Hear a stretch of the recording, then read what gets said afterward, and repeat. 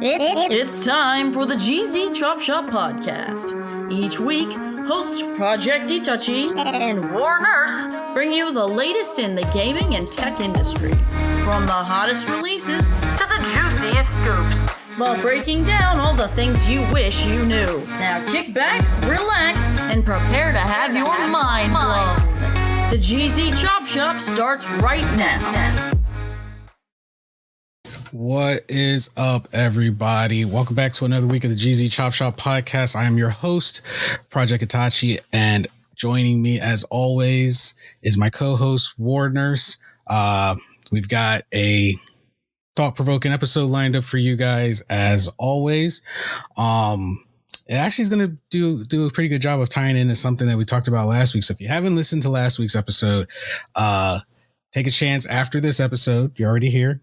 Stay here and then go back and listen to last week's episode to see how some of the things we talk about wind up coming full circle. But before we get into the episode, as always, got to talk about this week's sponsor, which is our store, thegzshop.com. So if you guys haven't gone and checked that out, I highly recommend going and checking it out. We have apparel for everyone. We deliver worldwide, and we have amazing themes for you guys to select from: anime, humor, gaming. We've got everything covered. Even if you don't want apparel, we've got collectible mugs. We're coming out with some NFT trading cards. So definitely go check out the store. It not only helps us continue to bring you guys new and amazing content on the show, but it also lets us know what you guys would want so that we can fill the store with those things that you guys come there and would like to get and see in the future. So make sure to visit it, thegzshop.com. Go check it out. And if you like everything we're doing, support us on Patreon, patreon.com/OSN media. There you will get every episode of all of our podcasts, all three, released early, completely ad-free, and you get to be a part of the conversation. And if you guys enjoy this show, you get to tune in and join us as we're recording it to see and be part of the conversation right then and there. So make sure you check it out. Visit us on Patreon. We can leave the comments on the episodes. And so do that. All right. This week's episode, just pretty much two topics, and they basically tie together, and it I guess you could say this is kind of a continuation. So last week we were talking about GameStop and the choices they're making and where they're at right now, and kicking off this week, something that came across actually like pretty much just before we started recording this episode is Netflix projected to lose about 2 million subscribers. They're halfway there. They've already lost about 1 million. And they're projected to lose about 1 million more. And right now they're kind of like, we've expected to lose 2 million. So having lost less, that's good. That gives us a room of error. We can recover from this. And I'm like, but you should not be happy about this fact, because this tells you there's something wrong that you guys need to work out. Oh, they're just going to blame inflation. Last time they had the balls to blame the war in Ukraine on their loss in subscribers back a few months ago. That was their direct reasoning for losing subscribers. Of all the reasons to blame, they blamed the war in Ukraine. And now they're blaming, I'm predicting anyways, they're going to blame inflation, because we are anticipating that the world, recession, not just the country, but the world is going to head into a serious recession. Yeah. But they have themselves to blame. They have themselves to blame for all of the bullshit they've been doing. We could say over the years, but the past several months, man, raising their subscription prices again to the highest of all the subscription-based services. What is it now? $15.99? I think, $15.99. It's almost like $20. I think that's just like for the base. Like if you want the ultra, for the base, it's like $15. The Ultra HD on 4 screens or whatever the hell. And this time you know, their little merger, their little partnership with Microsoft and their ads that they're adding and all this shit is only fueling the fire, and it's pissing a lot of people off. I have not heard a single positive, excited, happy thought from anybody regarding this move. Right now, I don't know if this is happening to you on any of the streaming services you watch, but I know for me personally, the ads have started to become ridiculous. I've noticed them on Twitch too. They're ridiculous. Up until recently, if no one's noticed, if you didn't subscribe to the person you're watching, you typically got one ad that was 30 seconds at the max. And I've noticed two lately. If I'm not subscribed, I've been noticing two every time that there's an ad break. Mm-hmm. Yeah, they've increased ads. These companies are like thriving on it. One, I don't even know where they get the money to pay for that many ads. Like, well, these companies are paying them to show the ads. Yeah, and the more viewers that watch them, the more revenue they get in return. Yeah, so. With companies like Netflix now getting in bed with the ever expanding monopolizing Microsoft, but it seems like their plan is to in order to stay competitive is they're trying to introduce ad-based subscription services for cheaper to be more accessible, because across the board where they've lost a majority of their subscription. Now, here's the thing, and this ties into one of the podcasts we just did on Saturday, which, by the way, guys, go check out Gunpowder Red. This week's episode was really, really good. So go check that out. When I mentioned in that podcast about expendable revenue, expendable income, and I said China is probably the only country right now that has expendable income. That's why they can do microtransactions, why they can do all of this stuff, because they've incorporated that. Literally, their day-to-day citizens have incorporated that into their budget. That is part of their budget. So they have the expendable income because they know every month this is what they're going to spend on their microtransactions, streaming services, China, and maybe there's other countries out there, but they're very relevant with this topic, with these three countries: South Korea, Japan, and China.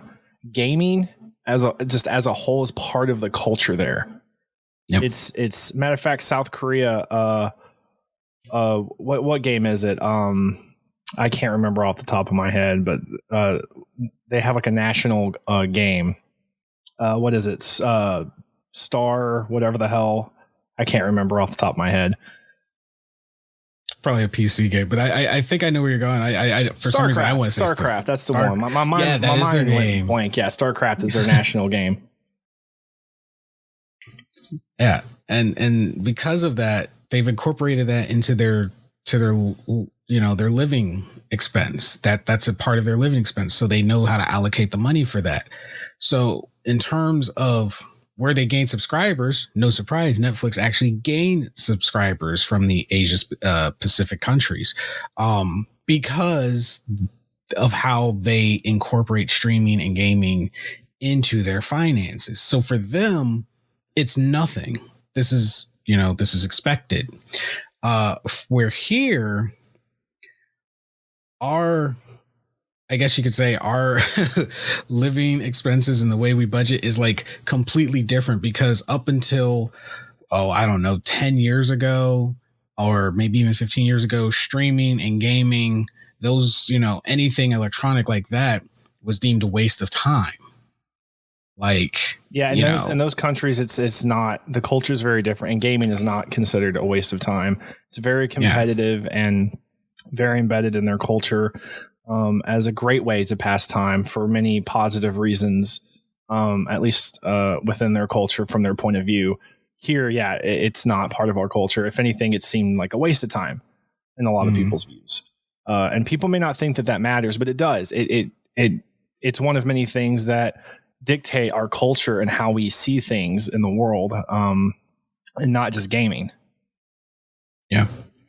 And it was only really until COVID that we actually started to accelerate to join that huge portion of the world in accepting, streaming services and digital gaming content as a mainstream media. Because I think if not for COVID, we would still frown upon it, because literally, if you look at the time frame, like just before COVID, gaming was on its rise, streaming was on its rise, but it wasn't like at the peak where it's at now, because people were like, well, why would I stay home and do that when I can go out, hike the mountains, party all night, do, our American thing. And then COVID shut all that down.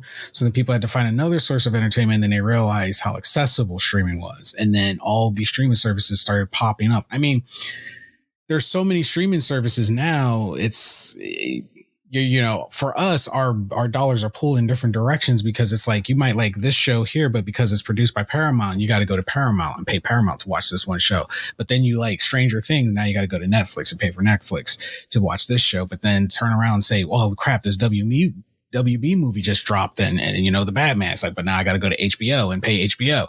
And it's because all these companies have now tried to rapidly copy what the Asian Pacific countries were already doing for years.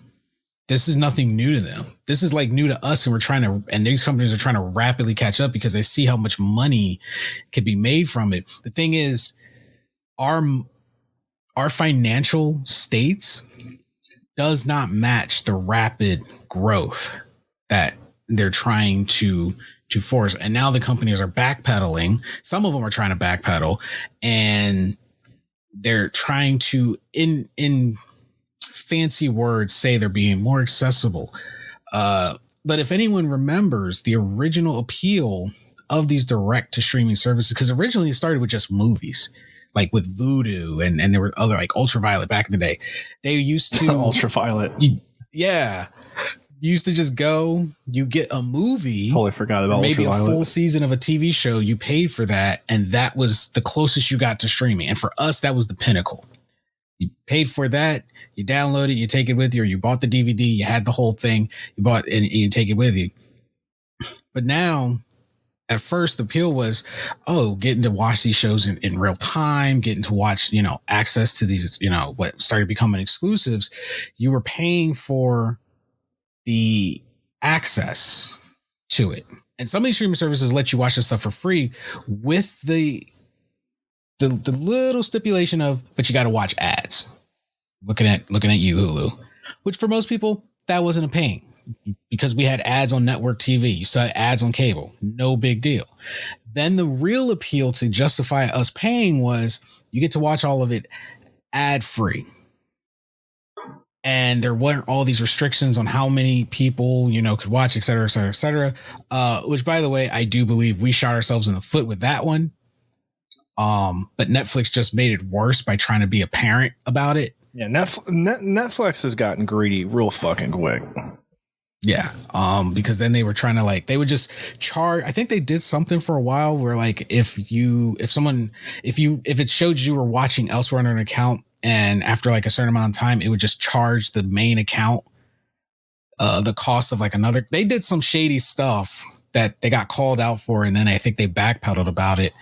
But now every year they raise their price, and we're in a state right now where people don't have the money for these services. Now, I don't know if these companies are just trying to force it where these things become exclusive to the wealthy, or what their ultimate plan is, because they keep wanting to raise the prices, knowing doggone well people are getting laid off by the masses, which leads in and ties into the second topic that I wanted to mention with the tech companies doing basically major layoffs.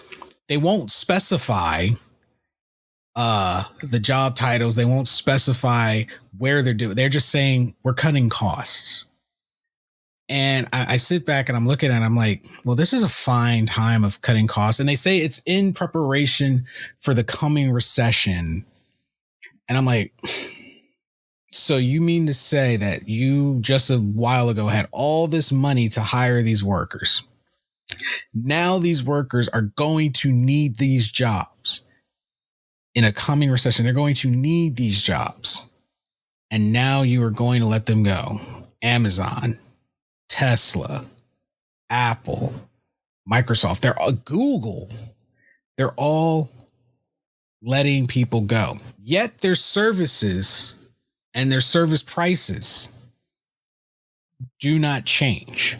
Instead, well, no, I won't say they do not change. They do not change for the better. You're letting the workers go, yet the prices for your services continue to rise. Well, if you've let the workers go by the thousands, and they'll send numbers and they'll put them in like, oh, well, it's less than 1%. Okay, tell that to the 1% that they're less than 1%. The bigger we say 1%, but you got to think out of 100,000 or how many ever employees that they let publicly be known are under their employed, because we can only go off of what we're told on social media and in the news and what they let those people get. The information that those reporters get is the information they let them have. That's the whole thing. Keeps people from panicking. But you've got all of these, people that are now going to be unemployed in the coming months. The cost of living goes up. Like where and when does it stop? Because I don't see the prices coming down. I mean, prices have been going up for these services and things since COVID. And it's like, they're just trying to see where, like, if there's even a ceiling. And I'm wondering, they all say the same thing. They all say cutting costs, but they don't say what for. What are you cutting costs for? Where's the money going to go? All right. You're saying you're saving yourself money. Are you going to use that money to, I don't know, pay final checks to the people you're letting go so they can at least have some breathing room as they go look for a new employment? Or are you pocketing this money? You're cutting costs, but you're doing what with it? I mean, you can look me in the face and tell, oh, well, it's to further our services and offer you more, except you're making a new tier, a new payment plan. That doesn't benefit me. Netflix is is the best example here with that, because they've gotten themselves in so much debt. Yeah, they make about it might have gone up higher, but I think the last one from 2019 or 20 was like they made like 21 or 22 billion for the year, but they're in about $15 million of debt. And a large amount of that is from them making movies that, yeah, they have some bangers. They got some good ones out there, some good shows and good movies, but that they're far and few between. They stand out because they're so good. But the majority of the shit they've made and the majority of the money they've spent have been on awful productions, on shows that got canceled, whether it was halfway or at the end of a season, never getting to season 2. These attempted live action animes are a great example. They keep popping off with all this poor quality stuff. Again, they have some good stuff out there. Stranger Things is obviously a great example. But they're in a ton of debt, and they're making that our problem. Yeah, because they're making their failures our problem.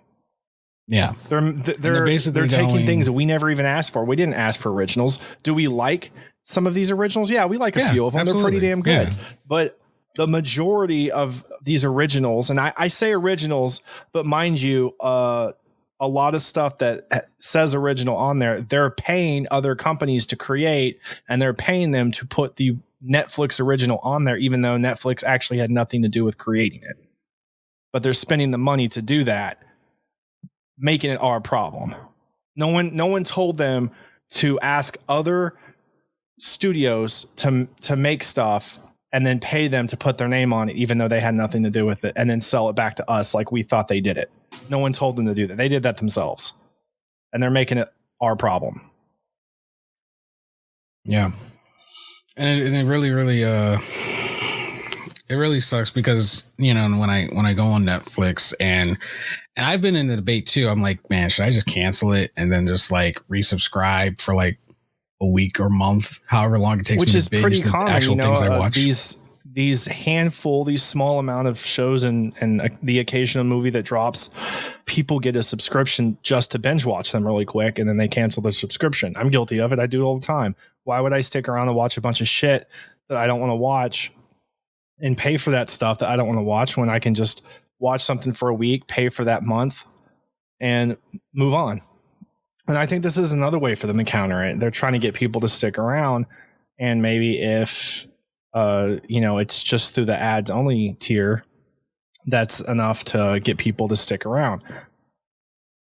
Now, the ad tier is not free though, is it? It's not free with ads. They're paying for a tier. You're paying still have ads. To still have ads. Probably at a higher cost than Netflix actually started charging to begin with.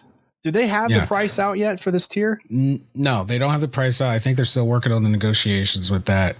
And I thought about that too. I said, okay, so you're charging them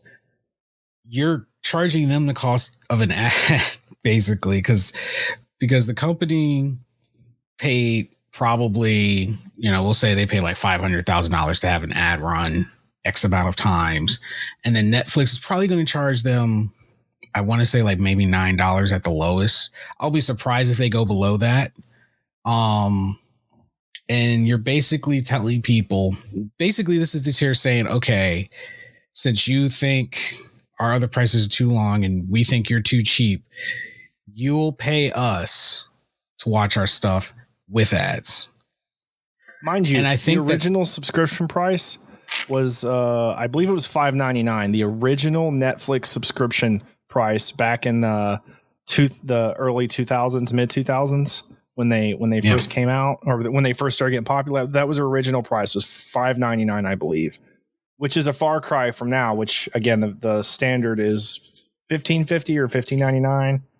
Yeah, you're gonna, on average, you're gonna pay about between $10 to $15 for an ad-free streaming service. They're gonna charge everyone the original price, I bet you, for still having ads. That's just wild to me, man. If they're gonna have ads, I mean, I just don't feel like it should be a paid service.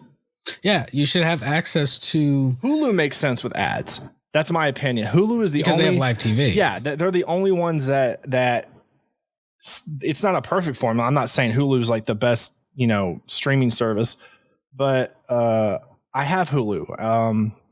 I do pay for Hulu Live just because I have a family and it's accessible to everybody. And there's a lot of stuff on. There's a lot of good stuff on there for what you pay for, and it's way cheaper than just having cable or satellite TV. But it makes sense to me. You can pay for live TV, have a lower subscription in that for that tier, which is still like, it's like $50-$60 or something. And still it's the same as live TV and cable and shit with a couple commercials here and there. I thought the only ones that make sense to me. But Netflix, that doesn't make sense. I wish this thought that I had, and once again, if someone comes up with this, I demand credit. But if I had the technological know-how, I would do it myself. And I know Apple TV kind of tries to do it, but they charge you themselves, and it makes it's a weird thing, because what Apple TV basically does is they bring all your stuff under one umbrella, but you still got to pay for that stuff individually, and Apple TV to bring all that stuff under one umbrella. So it's like, it's because Apple TV is its own service. I feel, and I don't think this would hurt the companies in any way, shape, or form. It could be the Dash Pass for streaming, because always, and this could go for gaming too, but it really could be. Are you offering? Wait. Are you suggesting just like gaming, a season pass? No, not a season pass. Like, okay, so on DoorDash, they have the Dash Pass, which it's $10 a month. Jesus so basically, Christ. You don't pay the delivery fee. You pay for the food, you cover the tax. Your Dash Pass covers everything else, so your bill isn't like ridiculously high every time you order food if you use DoorDash that much. So I'm saying, how hard is it? Crunchyroll is proving that it's not really this difficult to just have someone come out with a service where all of this stuff, they make a partnership and all of this stuff gets umbrellaed. And then you select your services that you want to watch and pay for, and you pay that one place. And then whoever you've selected, they get a little bit of the profit from what you just described is what cable TV was before streaming services. The thing is, we're coming cable full TV circle with, we're right back where we started. Hey, history repeats itself. History's repeating itself. Maybe, in hindsight, maybe cable TV wasn't that bad. It was already stupid expensive before it needed to be. Yeah. That was the issue with cable TV. They were already overly expensive for no reason whatsoever. But in the same sense, they also got greedy, because what I'm suggesting is you just pay for the access to the services. No pay-per-view, no also buy this, no pay for this season. You were already paying for cable, and then you had to do pay-per-view, and then you had to pay for this movie. No, I'm not talking about any of that. I'm talking like, I pay for Crunchyroll, but now because of the partnership with Funimation, I have an immense catalog of anime, almost all under one umbrella. And I just pay Crunchyroll, and I have almost a bottomless pit of anime to choose from. How hard is it to just do that? Cable got greedy. They had the right formula. Looking back in hindsight, they had the right formula. They got greedy too early. That's what destroyed them. Now we all think this is more easy, this is more accessible, because each of them charges us a little by little. But tell me, how annoying has it been when you finally think you've gotten all your bills paid, and then all of a sudden you see, boom, Hulu charged you. Ooh, Netflix charged you. And you're like, shit, damn. Okay, am I done? No, Amazon.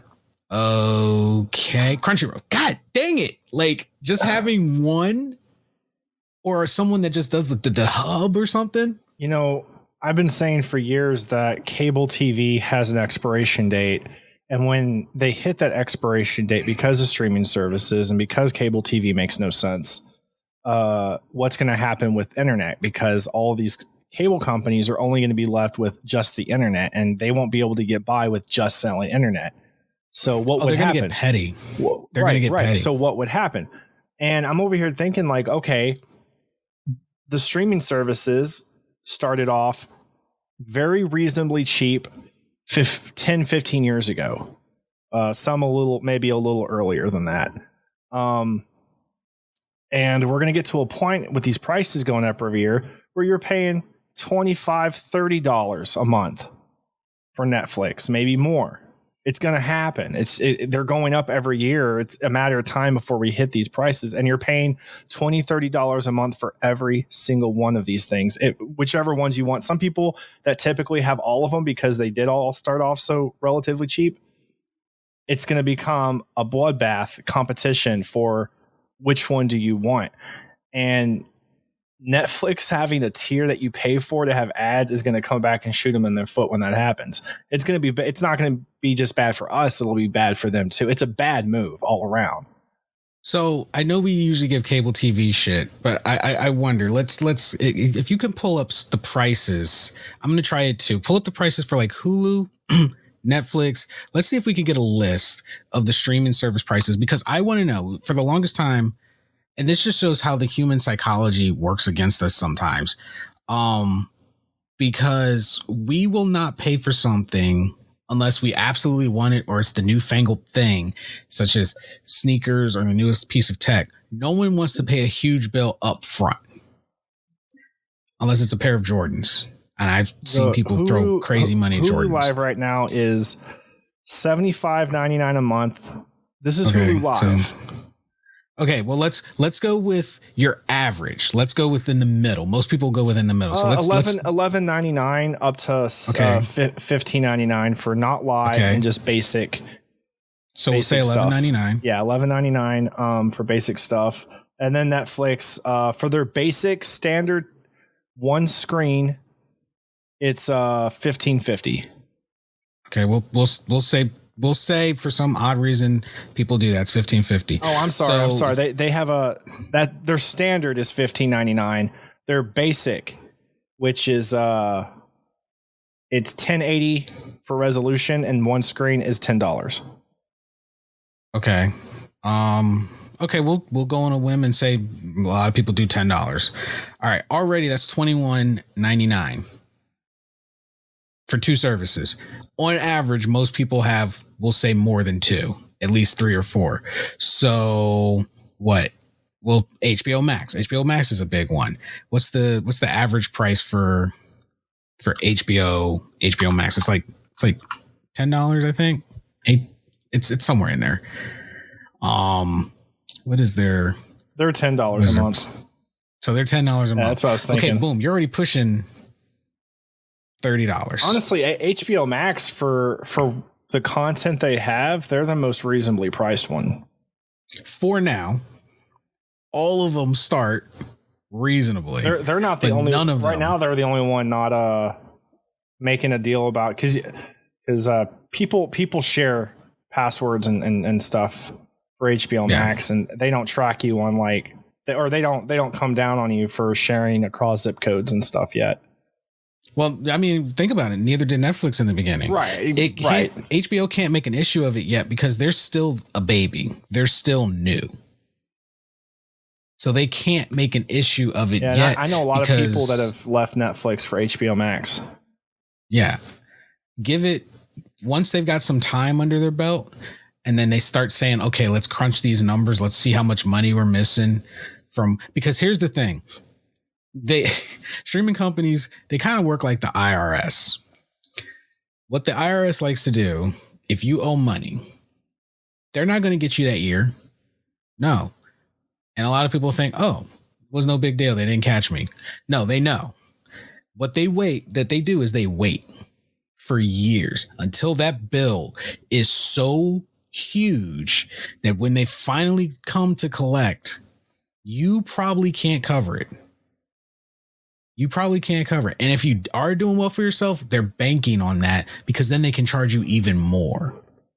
So they want you to do well for yourself because you got two options. You're like, oh, well, I make good money, so I'd be able to pay it. I just pay what I owe. No. You're going to pay that, what you owe, and the interest for all the years you missed. And you best believe all that wealth you got, they're going to come and take.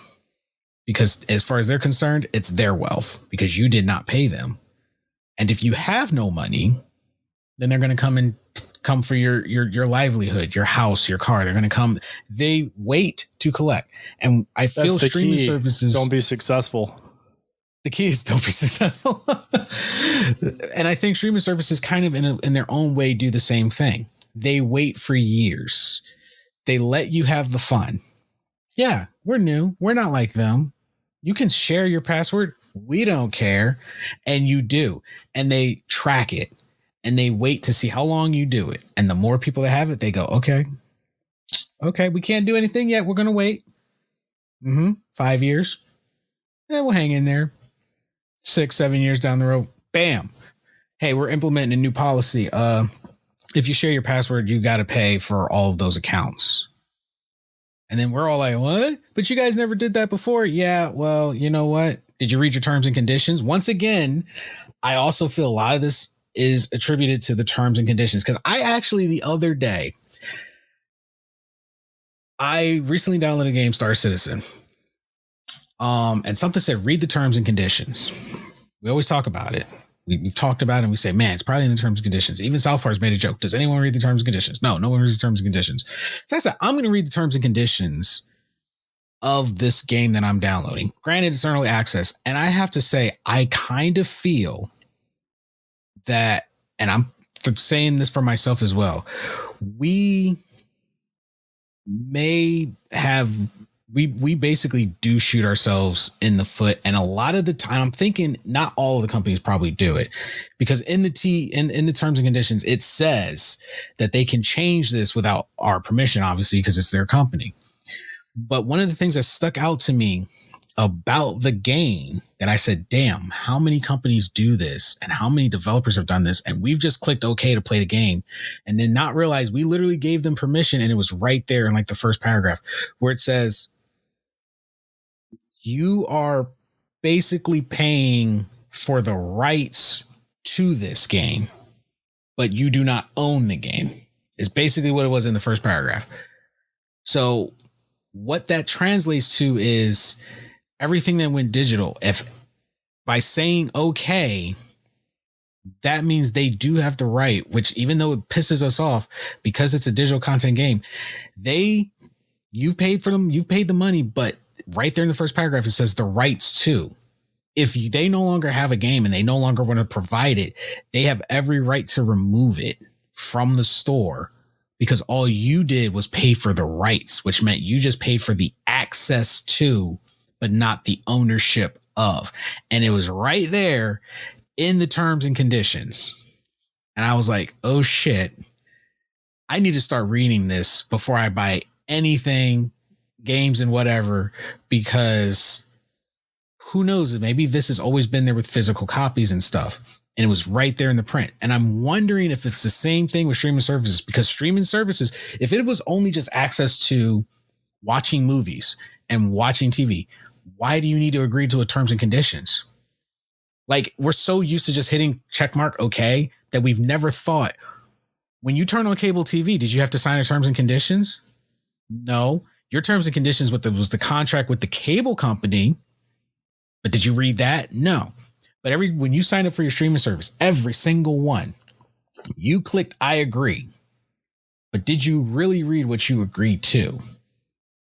And somewhere halfway down the line, I promise you, if someone goes back and digs through, it says that they have the right to change the prices, et cetera, et cetera, et cetera. Do this, do that, do this, that, everything they want to change in a policy. And we just say, okay.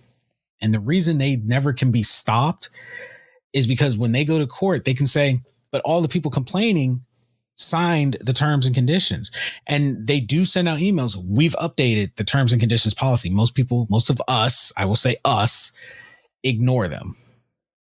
So while this is an upsetting thing, and I know I'm playing devil's advocate here, while this is upsetting, there's a lot of, and true, they make it confusing, which is why a lot of people don't read it. They intentionally use legal jargon because that's how they get around. Most people don't understand legal jargon.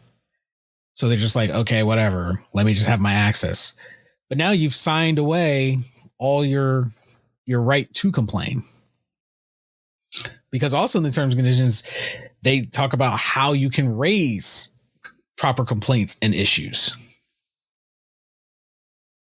I mean, we take to social media and make a big boohoo cry. Yeah. And sometimes that gets results, but there's actually a legal process you could follow to be like, hey, I went through your terms and conditions. I saw this clause. I do not agree to this clause, and legally, and here's why. We probably could have prevented a lot of this if we actually all sat down and read the terms and conditions, to be honest. Like, Star Citizen really opened my eyes when it was like, you're paying for the rights. The rights and the ownership, those are two completely different things. And I'm like, so we basically pay for the rights to access the movies and stuff, but we don't own any of them. We don't own, our account to Netflix. It's just like a password, it's a pathway to their service. And in coming full circle, when you share your password, they have every right with every update of terms and condition. And that's probably why they update it. I'm thinking like every time they do the update, like, hey, we updated our terms and conditions. It's probably because they've collected a bulk, all of the people who are doing XYZ, and then they update the terms and conditions. So you can't go back and say, well, when I signed up, this was that. Nope, we updated it.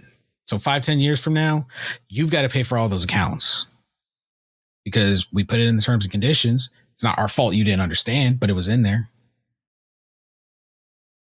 And this is where it comes full circle because they're just going to wait. I like HBO Max. I really would hope they would still play ball, but I call like 5 years from now, they're going to do the exact same thing because they know it's what people want now. So they're undermining the competition by giving back what people thought was no big deal. On the flip side of it, from a company perspective, it does become a big deal because you are technically gypping them of money. If I ran a candy store and I sell my candy cheap, $1, but your friend is too cheap to buy their own piece of candy. So you come to me and you buy a piece of candy for $1 and your friend says, it's not that your friend doesn't have $1. They just don't want to spend their $1. And they say, hey, give me half of your candy. To you, it's no big deal. You still technically get candy. They get candy. But I'm standing right there and I still only got $1 and get to watch someone have, split the piece of candy. So I'm like, why didn't you just buy a piece of candy and you both get 100% of candy and I get $2? And then it starts a trend because then they, that if they know you're going to share the candy, they're always going to come to you for half of your candy. Yeah, it's costing you money. And now all your friends are getting a piece of the candy, and I'm still making what? $5, but you brought 10 friends? That doesn't seem, and this, to quote Wanda Maximoff, that doesn't seem fair. So, not saying that they're saintly, but I kind of get it why they make these drastic moves sometimes with prices, because it's to make sure they don't lose money, cover the costs to bring the content, because when they're hoping the content brings new subscribers. If that doesn't work, someone's got to cover the cost of the risk they made. That's the people that are paying. And if you're going to consistently let your friend have access to your account, then you got to pay some way for it. Or you can go tell your friend, get off my account, I ain't paying for it, or pay me half or something, and get your own account. Because it must have worked over Asia Pacific, because they increased in subscribers, which means if they were sharing passwords, their friends were like, I know this isn't my budget, but you got to go get your own account. And then those friends probably went, yeah, you're right. And then it increased their subscriber numbers. So it's not a strategy that's bad across the board, because it worked in one place where it didn't work in another. And let's be completely honest, in terms of population, China dwarfs us. Like the Asia Pacific, they dwarf us. So it's no big hit for the American market to take a dive in subscriptions for Netflix. Like Netflix isn't going to go under, like, because they don't, not only do they have us, they also have Canada. No, I mean, they make about 2.5 times more than their debt. So they're fine. Yeah. And that's like yearly, they make about 2.5 times more than what their accrued debt is. So I once again, I say, take the time to read the terms and conditions before signing up for anything. Or if you can find the terms and conditions, because they're available on the sites. If you go in your apps, there's usually a page dedicated to the terms and conditions. Scroll through it, read what you're paying for, and get a true understanding of how these services work, because I feel like it's a cheat sheet to know what the company is going to do next, and where you can then predict if you want to stay with them or not. Because you read the terms and conditions, you'll know how they operate. The trend will no longer become a surprise. Which is funny, because it's like every time Netflix raises the prices, everyone's like, but they've done it almost every year. Why is it still a shock to us? Nobody reads the terms and conditions. It's right there in the print. It's frustrating, but it's like when you go to study for a test, your friend literally gives you the cheat sheet, and you just like skim it, and then you look on the test, and all of a sudden you're like surprised by the questions, because you just like picked and chose what you were going to read. It's like, I gave you the cheat sheet, man. Did you not read it? It's a complicated, but it's a cheat sheet nonetheless. Read the terms and conditions for games, for streaming services, and you could probably save yourself a lot of heartache and money. You might have to kiss some of your favorite shows goodbye, but I think your wallet will be a lot happier. Honestly. Because I like I said, when I looked at when I opened up Star Citizen, someone was like, read like the first 3 paragraphs. And I read it and I was like, oh my gosh, we might have been wrong this whole time. Who knows? They might have changed it because of the big increase in digital consumption and people, being in an uproar about it. But that one line right there made like a whole bit of difference. I was like, if they pulled this game and people complain, we got no leg to stand on, because it says right there, we just paid for the rights. That means we just paid to have access to it, not ownership of it. They can do whatever they want with it. They want to turn it off tomorrow and run with your money. They can do that. And it's a mind fuck thing to think about, but yeah. Now, I wish I could say the same about contracts, with the tech jobs letting people go. But I'm pretty sure it's the same thing. And I think especially with these big tech corporations, who does want to be able to go to their family dinner or be in their group of friends and say, I work for Google, I work for Apple, I work for Tesla. And then the next day your job no longer exists. Like all of a sudden your job is irrelevant. Most jobs have like, contracts and stuff. How many people actually thoroughly read their contracts? Most of the time when we're getting guided through, they give you the friendly person who's guiding. And it's like, oh, this is just explains this. And they explain it where it sounds like nothing, no big deal. And it's like, and just sign here, because all we're thinking of is now I work for Google. I'm going to make good money. My family's it's going to be great. I'm going to have so much stuff. I'm going to be able to do all these crazy, cool things. And then like in the fine print in the contract, it's like, hey, we can terminate your job at any time and say it doesn't exist and you can't do anything about it. Bye. Because if all these corporations letting people go, how come there hasn't been any legal battle? How come people aren't fighting it? They're just gone. Why? Because in the contracts, it's being revealed to them, you signed that you wouldn't. And in the moment, everyone thinks, well, it'll never happen to me. I'm irreplaceable. Why? Why are you irreplaceable? Why are you specifically irreplaceable? Well, I have a senior position. If anything, that makes you more likely to be let go, because now if they're trying to save money, would they rather cut the people at the bottom that cost them the least or cut the people at the top due for promotions? Which one is going to save them more money? Cutting the person that is nowhere close to retirement, or the person that's getting close to retirement and would collect a check for the rest of their life from that company? I know which one I think they would be cutting. And it's not the person at the bottom, because the whole goal is to get the person at the bottom to take over that spot and then let them go so they don't have to pay them retirement. And it's a vicious cycle that repeats. That's where the cost cutting is coming in. And it all starts from the moment you first sign that contract. And then you don't even realize in there, it says you cannot fight back. Because all these companies, this should be like national news, people up in arms. You're losing your job. Suddenly your job is no longer around. That makes no sense. Your job no longer.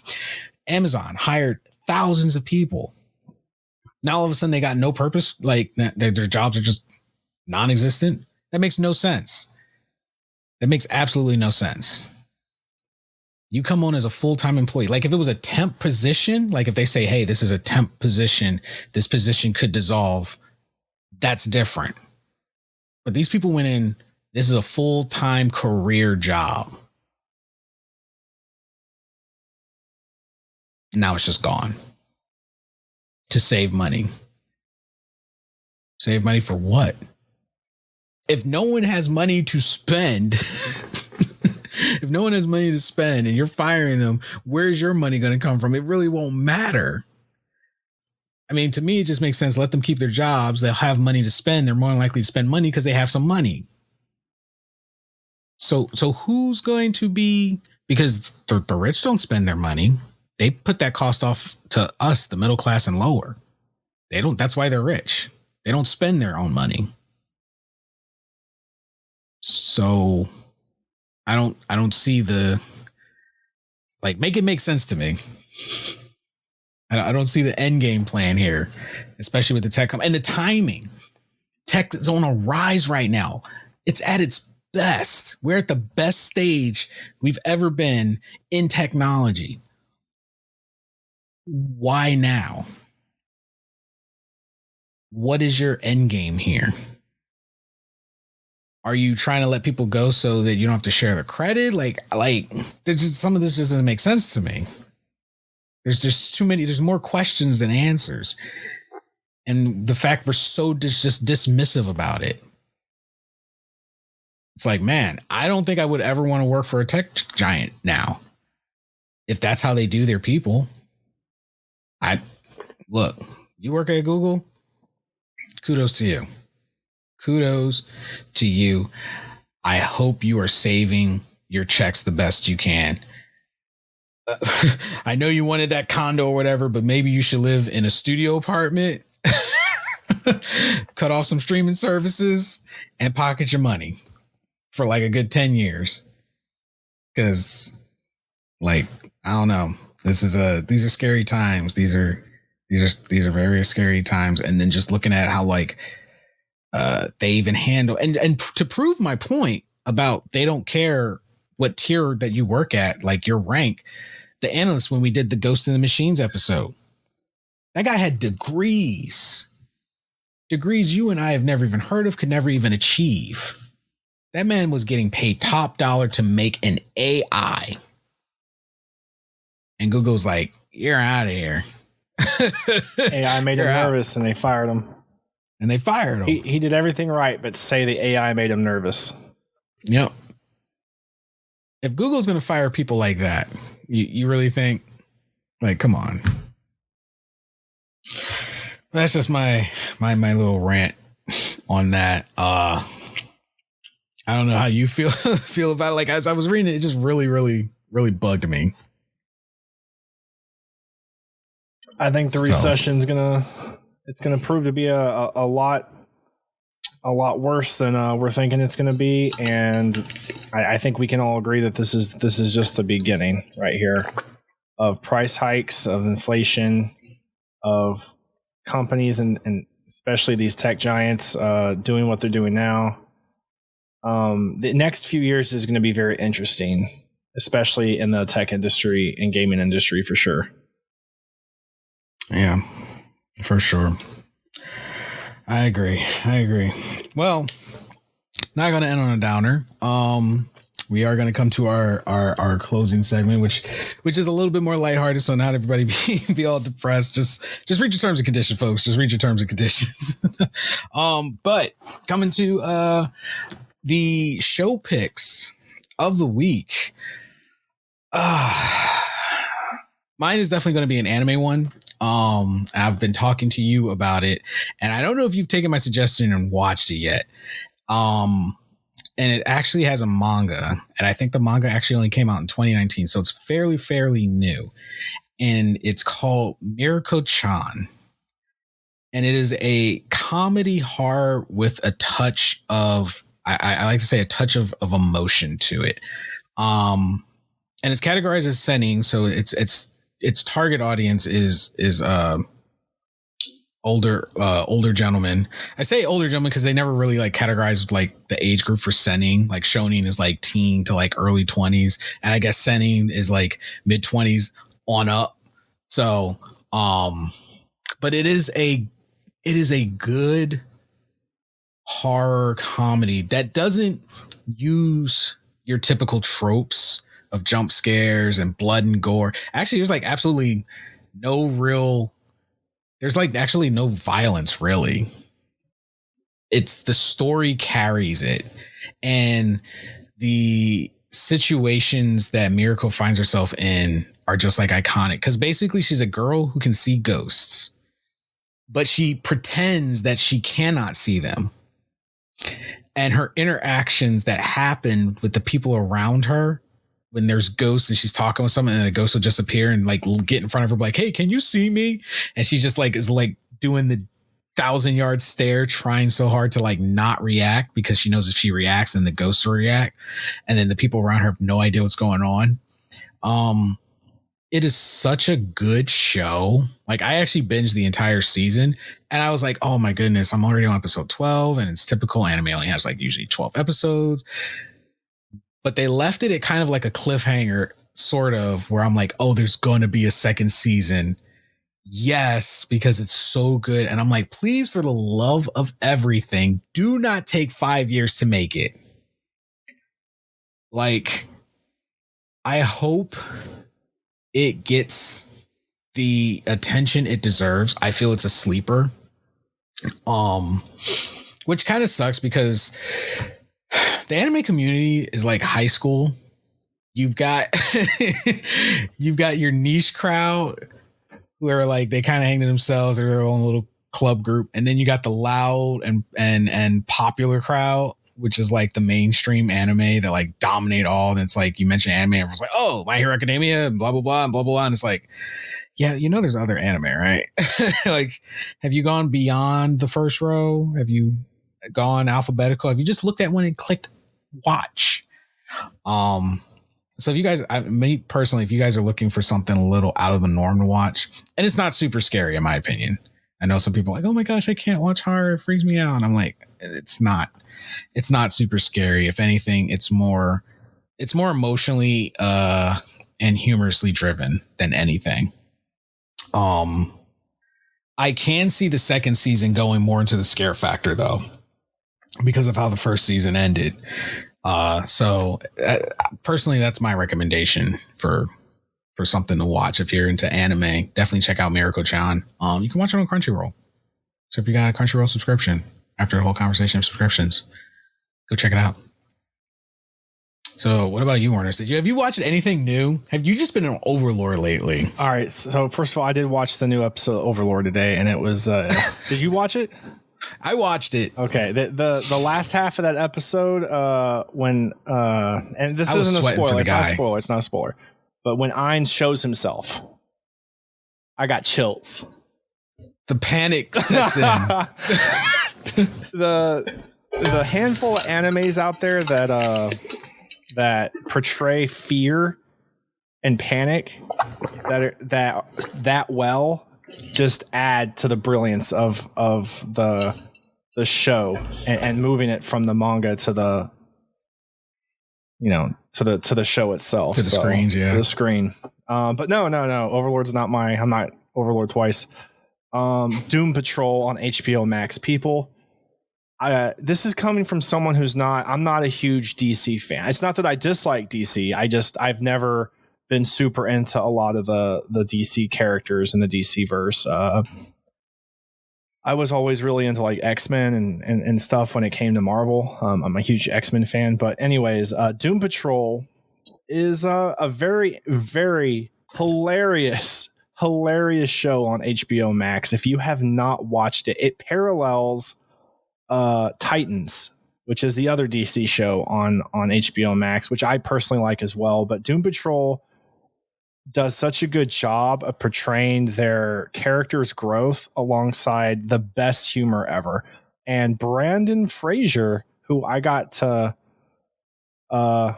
see from afar because I never got to actually meet him. I got to see him from a distance. Like, I can't afford this today, but hope you're doing okay. Here's a wave. I'm not. My weird, eyes have actually seen you. Yeah, but seemed like a nice guy from a distance.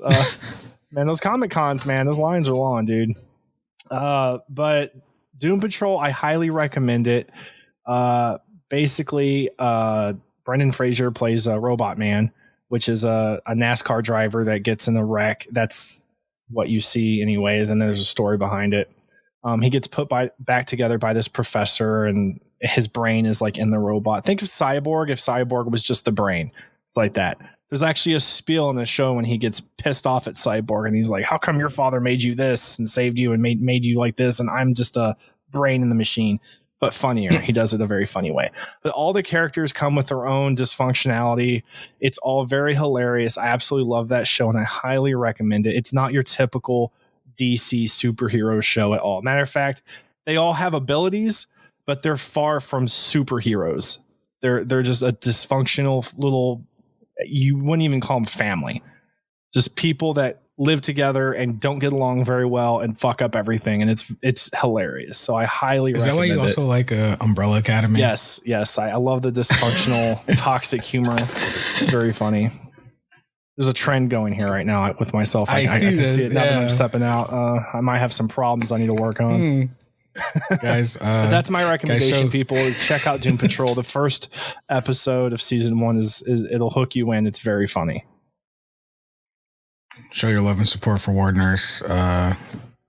He's feeling very dysfunctional. he likes his dysfunction. But anyway, we are gonna get out of here. Let us know your guys' thoughts on the tech company layoffs. everything Netflix is doing, streaming services as a whole. We would love your feedback. And if you happen to be involved in either of these industries, like personally, like you work with these industries, we would definitely like to know the other side of the coin beyond what, news articles and everything show us. So reach out, hit us up, osn-media.com, or hit us up on Twitter at the GZ Chop Shop. Let us know your guys' thoughts on the episode. We would love to hear from you. So also, don't forget, once again, visit our store, thegzshop.com. Grab yourself some podcast merch. Show your love and support for the show. And if you haven't already, hit that subscribe button so you guys can be notified every time we put out a new episode. Once again, I would hate to emerge from your closet because you didn't hit the subscribe button. And I guess you'll just never know. Just hit the subscribe button and we won't have to worry about it. Cool? Sounds good. All right. I'm in somebody's closet right now. You're going to get a lawsuit one day. Someone's just going to blindly blame you. They're going to get assaulted from their closet, and someone's going to be like, you know what? It was that Project Hitachi. I always knew it was Project Hitachi. He always said he was going to pop out of somebody's closet. Door. I'm like, I wasn't involved. I don't know what this is. Leave me out of it. Leave me out of it. Yeah. So anyway, thank you guys so much for tuning in. You guys have been amazing. Stay safe out there. Look after yourself and look after each other. And we will catch all of you wonderful people on the next podcast. Later, everybody.